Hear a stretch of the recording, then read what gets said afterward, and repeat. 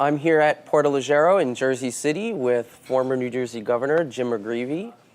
Governor, welcome. Thank you. Thanks for having us. You're at one of the greatest restaurants in the state of New Jersey. So. Yeah.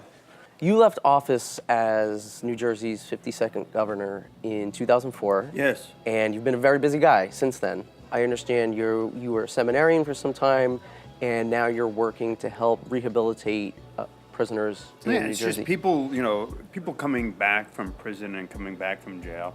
And I think the reality is that literally 1 out of every 4 people in prison behind bars around the world is an American. And America doesn't have a more evil or malevolent population. It's just that I think, in large measure, we're trying to address the drug crisis through prisons, and it's not going to work.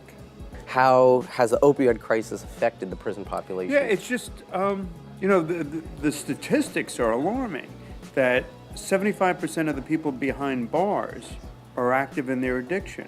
But what's happening in New Jersey today is that people are accessing opioids through prescription drugs. Then tragically, they go on to heroin. So what we see in the state of New Jersey is there's an overlap between our prison population and our addicted population. Right. Which is scary. Moving on, you're a lawyer. What would you say needs to be done comprehensively, both in the state and at the federal level, for criminal justice reform? I think we need to understand that a lot of criminal behavior is rooted in the home, is rooted in past history. And so part of this is understanding the importance of job skills, and I can't emphasize that enough. People come out of prison after 20 or 30 years. They have no idea how to turn on a computer. They don't know what an email is. They have no discernible skills. And I think we have to link those skills to job creation. Right. So I believe it's sound medical health, sound mental health, but also employment. Yeah, I wanted to talk to you a little bit about that. There's been a lot of news recently about you working as the chairman of the New Jersey Reentry Corporation, which is doing a lot of great work. And a report was released earlier this month making the case that tax dollars would be better spent rehabilitating prisoners than just creating what is essentially a revolving door for something like a third of prisoners who go into prison but come out and end up back there again. Exactly. I mean, the revolving door is happening all over the country. But what we see is people go out and within 3 to 5 years, over 60% come back in. So why do they come back in? Well, they come back in because they don't have secure housing, but most importantly, because they don't have the skills to compete in the marketplace. They can't get a job. You have to give somebody, particularly somebody coming out of prison.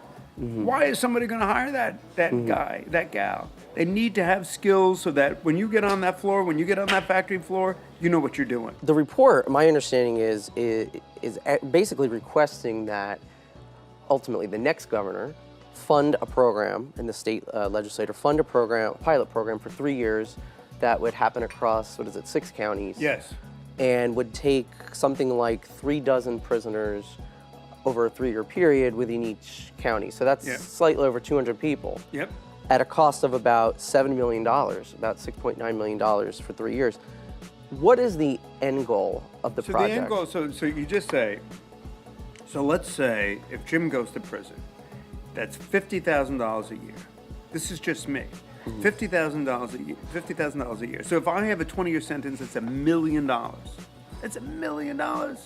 So if you have 6 of us for 20 years, that's $6 million. So what I'm saying is this is ludicrous. You can either do one or two things. You can warehouse people in a prison where there's a lot of violence and a lot of drugs, or you can try to make people productive members of society. And that's what we've been doing. But it's about education, education, education. Skills, skills, skills. You've had a long career in politics. Again, you were mayor of Woodbridge Township, New Jersey assemblyman, senator, governor. What advice would you give young people today that want to run for elective office, especially given the political climate? I think Washington is a little zany right now, but we need good people. This is our country, right? This is a pretty unique, special place. And so just give a damn and get involved. Yeah, great message. Give a damn and get involved. Yeah, I think it's so important. Because if you don't, somebody else will, and they're not always the right people. Right. I can't do an interview with you and not ask you or say something about that afternoon, almost 13 years, more than 13 years ago now, where you said what are now famous 8 words. My truth is, I am a gay American. Sure.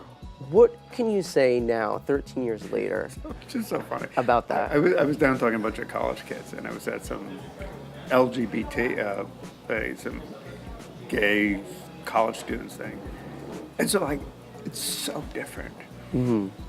So when I grew up, like, you know, there were no gay icons. I didn't know any gay lawyers, any gay politicians. You know, when I mean gay, I mean LGBTQ.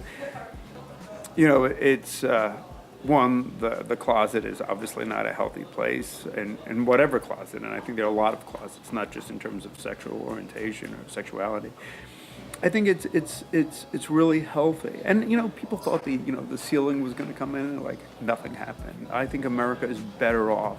I think people need to be who they are, and I think people need to live into their truth. And that was a really painful day, but it was also a blessed day. It was like the first time, you know, it's obviously completely open, honest, transparent. And I thought to myself, you know, I've spent my entire 30 years of my adult life being in the closet. I give one damn speech, and now everybody knows I'm gay. Thank you. It's been great thank having you. you, and we appreciate it. Here we are at, again, Porto Leggero in Jersey City. With some great raviolis and some great meatballs and great food. So thank you very Delicious. much. Thank you, Governor. Thank you. For more on this segment, log on to hipnewjersey.com.